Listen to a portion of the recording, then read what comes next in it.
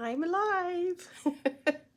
Hi, everyone. It feels like I've been far, far away from Facebook. Last time I was live, maybe it was back in March, I believe. So thank you, everyone, for watching me again after such a long break. But I wanted to share some happy news, good news, and some positive energy with you all today. First of all, I want to hear from you. You know, if you're watching live or if you're watching the replay, please comment below and let me know so I know that you have watched my live. And the question I want you to think about today for fun is, when you are overwhelmed, what is your go-to comfort food? Is it sweet? Is it salty, savory? Maybe you don't eat. For me, I love fat. So buttery, savory foods, a lot of sauce. My favorite food is peanut butter. So when I am stressed out, I just eat a whole bunch of peanut butter, which is probably not healthy for me. And then I'm sweating. It's freaking hot. So yeah, so what have I been doing? Oh my gosh. I've been focusing a lot on my health, focusing a lot on my coaching business. As you know, I am your creative abundance coach, and I wanted to create a program that I have been wanting to do for a long time, based on my own experiences and talking to many of my clients. I see a common theme. So I wanted to talk to you today about why I decided to launch this Reversing Toxic Resilience Bootcamp and my own experience.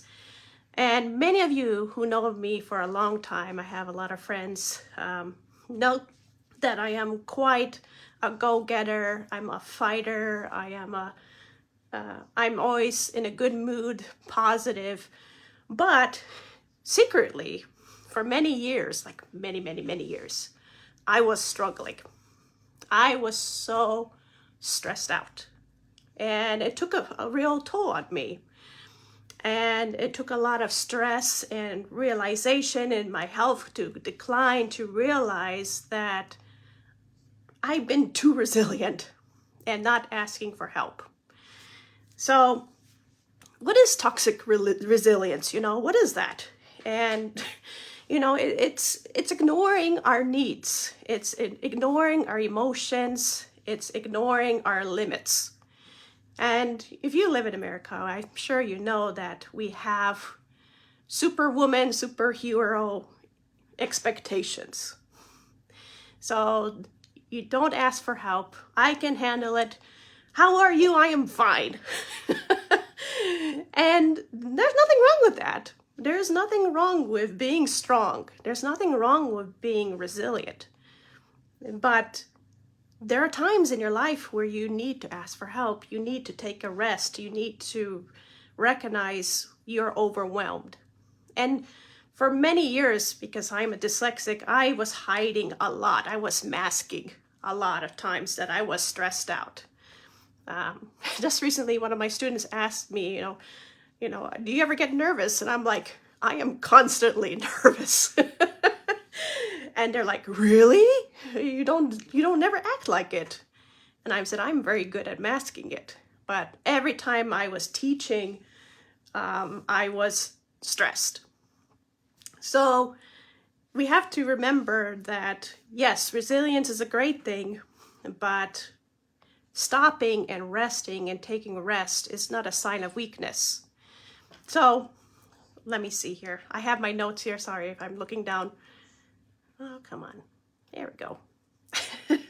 I don't want to forget what to tell you, because this is such an important topic for everybody. It's not just for people with neurodiversic backgrounds. It's not for women only. Men also go through this. Everybody in the whole world is going through this. And especially now with the craziness that's happening in the world, we are feeling more and more stress. And you witness that. You witness with your friends and family who are struggling from drug abuse. You see people getting sick and taking lots of medication. You will see people lose their minds and do violence at work, at school, and everywhere, at home, because they reach their limits of resilience. They're not able to handle it anymore. So the strength inside, showing out and outside, covers up your moments of being burnt out, the feeling of emptiness, being disconnected with others, suffering from anxiety, suffering from depression. This is a sign that you have reached your limit. And we need to work on that. And I want to be that person to help you, guide you through that, to reduce that toxic behavior. And I've always been a helper. I was always joking with my friends and family, I should have tattooed on my forehead, volunteer. Because I'm always the one saying, yeah, I can do it. I can help you. Let me do that. Let me do that. And I always been that helper. But it took a cost on my energy, my emotions, my mental ability, my health. I'm still recovering from my stress of many 20 plus years of stress. My body is taking a toll, and I'm working on it. I have good news. I've been working on losing weight, and I lost 15 pounds, which is, I think, 6 kilograms. So it takes time. It takes time, but you have to start, definitely. And it's not just everyday life. I also had very toxic relationships because I did not want to seem like I could not handle my relationship. It was very difficult for me because I didn't want to share my struggles. And, I went through a divorce 2 years ago, and it took a big toll on me. I'm sure if you saw videos from 2 years ago, I looked exhausted. And I'm sure all of you have seen me looking exhausted. So, yeah, there's so many situations that can come from being toxic resilience. So there has been a turning point when I realized, of course, I can handle everything. I am very talented, I am very smart, but I should not have to. And the same for you. All of you who are watching are very talented, very smart. I know you can handle it. I know you can handle the stress, but you shouldn't. So let's not forget that. You shouldn't. You shouldn't have to be so resilient that you become so sick and tired. All right, so let's talk about the boot camp. It's going to be a 6 weeks boot camp where I teach you many ways to help you get started on breaking down the, hey, I'm glad there's someone watching, yay. So we're bringing down your background. What ways that got you to be resilient? What happened in your life to become resilient? What are some triggers that you pay attention to, And we talk about boundaries, we talk about emotions, we talk about the body, rest, and so much more. And if anything that's, hits home to you, if you feel the same way, you've been resilient, you need to reach out to me. And you need to know that you don't have to do it by yourself. I am here to guide you. I am your coach. I am your teacher. So I have a link here to my website, mindyourwordschampion.com/bootcamp. And you can sign up for free access. I'm going to give you some free access to the bootcamp so you see what is going on. I'm going to give you some free information, and I'm also going to give you special discounts. So you want to sign up for this bootcamp, at least get the information about it.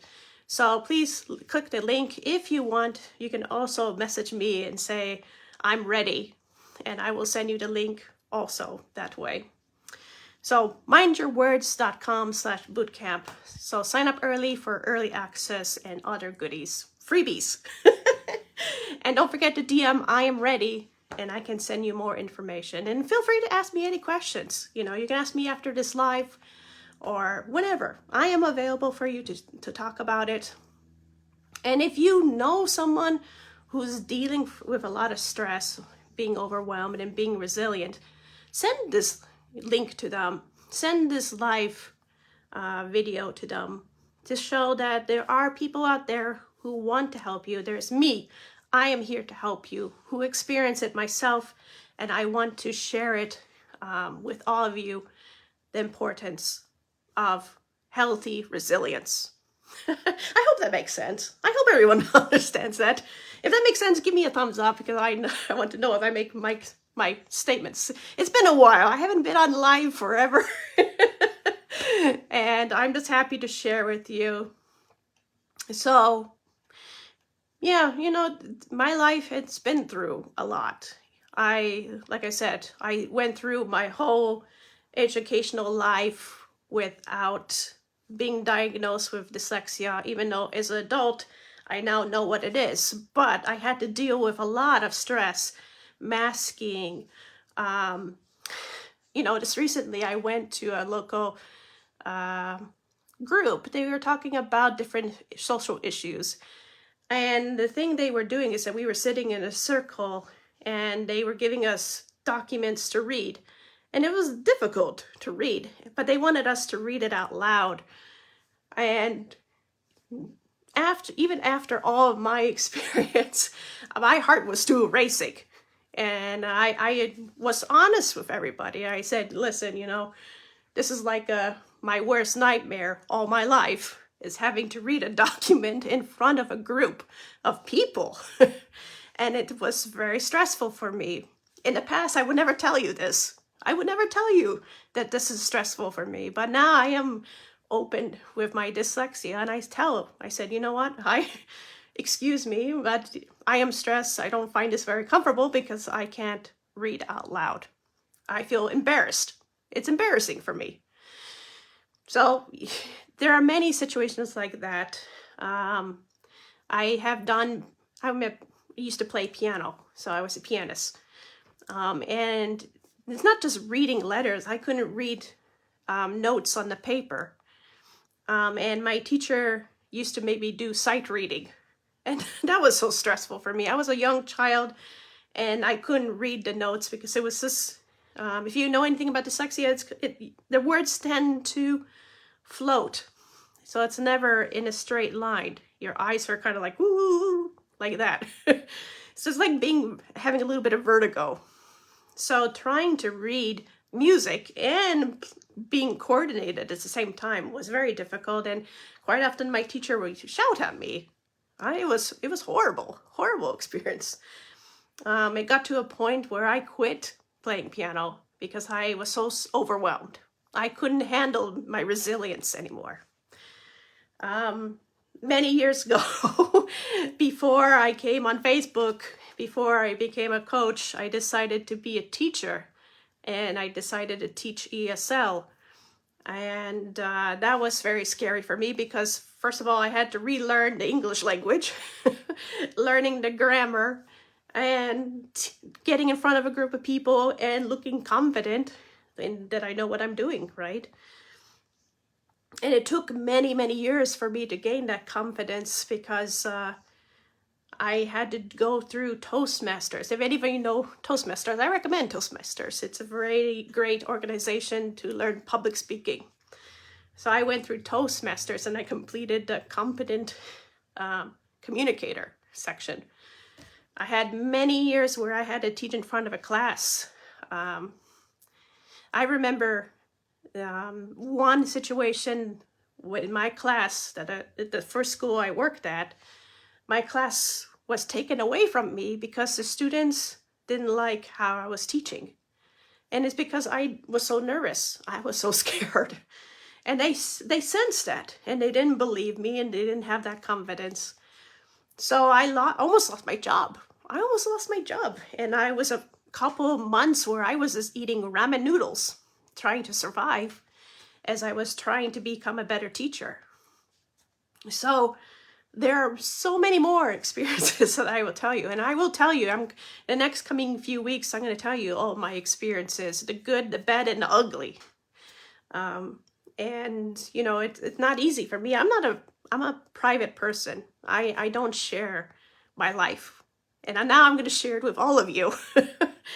So I hope you get inspired, you feel connected to me. I hope if you feel connected, this is not for everybody. Not everybody's gonna get it, you know. This is not for, you know, some people have real strong confidence and they are very self-assured, and that, congratulations, they discovered it.